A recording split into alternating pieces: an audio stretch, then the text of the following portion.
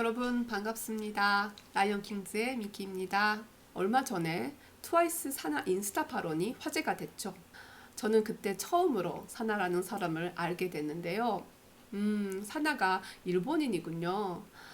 일본에서 천황이 바뀌면서 새로운 연호가 됐을 때 사나가 자신이 태어난 연호에서 새 연호로 바뀌는 것에 약간의 아쉬움을 표했죠. 제가 볼 때 그녀의 글은 일부 사람들이 말하는 것처럼 일본 천황을 찬양하는 그런 글은 아니고요.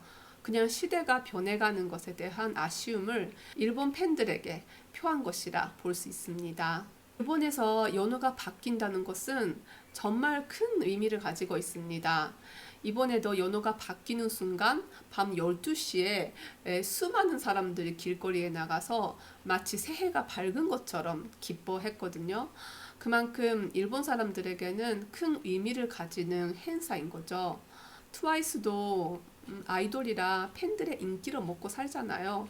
그래서 비록 한국에서 많이 활동을 하지만 일본에도 진출했으니 팬들의 마음을 사려고 연호가 바뀐 것에 대해서 한마디 언급을 해준 것에 불과한 것 같습니다. 그런데 이 사건을 접하면서 한국 분들은 일본 천황에 대해 예민하시구나 다시 한번 느꼈습니다. 일본 천황에 대해서 대부분의 한국 분들은 일제시대 때 찬식 해명을 시키고 자신에게 절하라고 한 사람, 그리고 세계 2차 대전 때 원자폭탄으로 일본이 피해를 입자 미국에 무릎을 꿇은 사람, 이렇게 생각하시죠? 이름만 들어도 거부감이 생기는 존재라는 거 압니다. 그러나 저는 한국과 일본이 좋은 관계가 되기를 원하는 사람으로서 오늘은 일본 사람 입장에서 일본 천황에 대해서 한번 이야기해 볼까 합니다. 실은 일본 사람이라 해도 일본 천황에 대해서 자세하게 아는 사람은 별로 없습니다. 대부분의 사람이 지금 새 일본 천황의 이름도 모르지 않을까요? 스스로 관심을 가지고 찾아보지 않는 한은 그냥 막연하게 나라의 최고 높은 분? 그런 인상에 그치지 않을까 싶습니다. 그런데 일본 천황에 대해서 잘 모르는 일본인들도 공통적으로 아는 사실은 또 있습니다. 그게 뭐냐면 첫 번째는 일본 천황가는 이름은 있되 성씨가 없습니다. 일본 환족은 만세 일계, 즉 완씨를 하나의 핏줄로 이어왔기 때문에 완저의 성씨를 붙여서 다른 성이랑 구별할 필요가 없었습니다. 그 이유로는 여러 가지가 있겠지만 일본이라는 나라의 특수성과 그에 따른 국민성 때문이라고 생각하는 게 적당하지 않을까 싶습니다. 두 번째로는 일본 천황은 나라의 상징입니다. 일본 사람은 천황이라고 하면 아마 이 생각을 먼저 떠올릴 거예요. 왜냐하면 학교에서 그렇게 배우거든요. 천황은 나라의 상징이다. 그리고 아무런 정치적 권한이 없다. 이렇게요. 일본 천황에는 투표권도 없고 정치적 발언이 일체 금지되어 있습니다. 옛날 어떤 정치인이 공식적인 자리에서 일본 천황에게 사적인 편지를 이렇게 전달하려고 해서 큰 비난을 받은 적이 있습니다.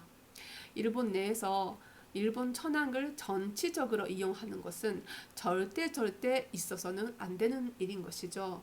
또 한편에서 일본 천황이라고 사람인지라 여러 소문들이 있었죠. 쇼와 천황은 1975년 미국의 디즈니랜드를 방문해서 그때 디즈니 회사가 선물한 미키마우스의 그 손목시계를 즐겨 차고 다녔습니다. 공식적인 만찬에도 그걸 차고 다녀서 그걸 보고 사람들이 놀란 얼굴을 보면서 즐거워했다는 일화가 있죠. 또 일본 천황 황후들은 고생이 이만저만이 아닙니다. 천황관 내에서 또 밖에서 그 TV나 잡지 등 그 미디어를 통해서 많은 비난과 비판을 받기 때문입니다. 전 일본 천황 황후는 그것 때문에 한때 실어증에 걸리기도 했고 이번에 등극한 새 일본 황후는 지금 현재도 적응 장애를 앓고 고생하고 있지요. 얼마 전에는 천안가의 한 곤주가 일반 남성과 약혼을 했는데요. 그거에 대해서도 말이 많습니다. 그 약혼남의 배경에 문제가 많다는 소문입니다. 그래서 곤주 부모님도 국민들도 별로 축복의 분위기가 아닙니다. 그래서 그 두 분이 앞으로 어떻게 될지 잘 모르는 상황이라고 할 수 있겠지요. 말도 많고 탈도 많을 수밖에 없는 게 현실인 것 같습니다. 그런데 요즘 일본에서 뜨거운 이슈가 뭔지 아십니까? 일본 천황 계승자 부족 문제입니다. 옛날에는 일본 천황가도 후궁을 두어서 아이들을 많이 낳았지만 이제 다처제를 폐지하니 일본 천황 자리를 상속할 남자아이가 별로 없어졌다는 것입니다. 그래서 일본 천황의 딸이 여성 천황이 돼도 되는 게 아니냐, 아니면 모계, 즉 엄마가 천황가 사람이라면 그 아이가 상속자가 되어도 괜찮지 않느냐, 그런 주장입니다. 그런데 여기서 골치 아픈 것은요, 남녀 동거를 이야기하는 사람들이 있다는 것입니다. 왜 남자만 일본 천황이 되느냐, 여자도 될 수 있지 않느냐, 그건 남성 우월주의야, 이렇게 이야기하는 거죠. 그런데 천주교 교환도 남자만 하지 않습니까? 그런데 사실 이 문제는 일본 천황의 역사와 전통이 얽혀 있어서 아주 복잡한 문제거든요. 그런데 뭐든지 남녀 동거의 잣대를 들이대는 것은 저는 좀 아닌 것 같다는 생각이 들어요. 그리고 어떻게 보면 일본 천황가는 남자에게 더 폐쇄적인 것입니다. 여자는 결혼으로 천황가에 들어갈 수 있거든요. 그런데 남자는 절대 못 들어갑니다. 사위가 돼도 일본 황족 딸이 민간인이 되는 것이지 사위가 천황가에 들어갈 수 있는 것은 아니거든요. 암튼 일본 천황이나 환실이 일본 사람들에게 직접적으로 뭔가 영향을 미치는 일은 없습니다. 일본 내에서도 일본 천황에 대한 감정은 사람마다 다를 수 있겠죠. 그러나 2013년 통계를 볼 때 일본 천황에 대한 존경 및 호감도는 약 70%에 이릅니다. 폐지를 원한다고 주장하는 사람은 0.3%에 그쳤습니다. 그런데 옛날에는 일본 천황에 대한 안 좋은 시선과 여론이 일본 내에서도 큰 세력으로 존재했었고 그 세력은 약해졌다고는 하나 근래까지 이어져 왔습니다.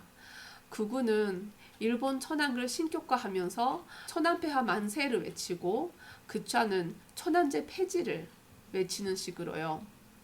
그 중간에 있는 국민들, 사람들은 별로 일본 천황에 대해 관심이 없었죠. 그런데 일본 국민의 인식이 달라진 사건이 있었습니다. 그게 뭐냐면 동일본 대지진 때 보여준 일본 천황의 모습이었습니다. 대지진과 거대 쓰나미가 일본을 휩쓸어 간 후 일본 천황은 일본의 역대 천황들이 하지 않았던 일을 했습니다. 그게 뭐냐면 그 반사능을 피해서 비난 생활을 하고 있던 피해자들을 직접 찾아간 것입니다. 힘을 잃어서 앉아있는 사람들, 그 사람들 앞에 같이 무릎을 꿇어서 말을 건네고 질문을 하며 피해자를 한 사람 한 사람 살피며 격려하였습니다. 그때 그 인간미 넘치는 일본 천황의 모습에 모든 국민들이 깊은 감동을 받게 되었지요. 사실은 저도 천황제에 대해서 깊이 생각을 해본 적이 없었는데요. 그런데 이번 기회에 다시 생각하게 되었습니다. 일본 천리도 시대에 따라서 아주 많이 바뀝니다. 한국 대통령도 그렇지요. 또 거기에 정치가 얽혀 있으니까 어떨 때는 뭐 욕하고 비난하고 그러지 않습니까? 그 정치인들이 존경의 대상이 될 수는 없는 것 같아요. 그런데 정치를 떠난 자리에서 정치에 영향 없이 나라의 제일 높은 어른이 오직 나라와 국민을 위해서 존경스러운 상징으로 존재한다는 것은 참 괜찮다. 저는 개인적으로 그렇게 생각을 했습니다. 오늘은 예민한 주제였지만 일본 천황에 대해서 알아봤습니다. 끝까지 시청해주셔서 감사합니다. 다음에 또 봬요. 감사합니다.